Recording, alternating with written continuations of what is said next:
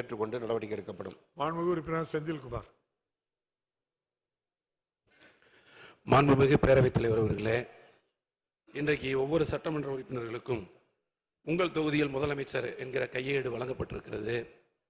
அதிலே நாங்கள் வைத்த கோரிக்கை ஒன்று குறித்த செய்தியை மாண்புமிகு முதல்வர் அலுவலகத்திலிருந்து எங்களுக்கு அதை கொடுத்தமைக்கு நன்றி தெரிவித்துக் கொள்கின்றேன். நம்முடைய மாண்புமிகு போக்குவரத்து துறை அமைச்சர் அவர்கள் நேற்றைக்கு கேள்வி நேரத்தில் பேசுகிற பொழுது இந்த ஆண்டு மலைப்பகுதிகளுக்கு புதிய பேருந்துகளை நாங்கள் வழங்க இருக்கின்றோம் என்று சொல்லியிருக்கிறார். நான் ஏற்கனவே 18 வழித்தடங்கள் கேட்டிருக்கிறேன்.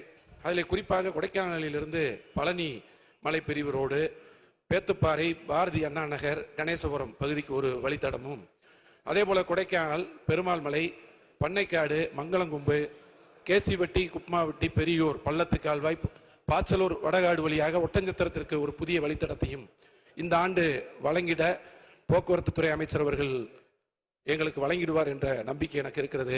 எனவே அதை ஆவணம் செய்திட வேண்டும் என்று தங்கள் வாயிலாக கேட்டமைகிறேன். மாண்புமிகு அமைச்சர் அவர்கள்.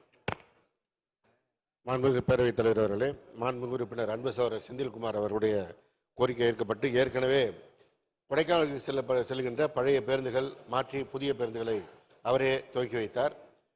அந்த வழித்தடங்களில் பேருந்துகள் இயக்க வேண்டும் என்பது அவர் கோரிக்கையாக இருக்கிறது.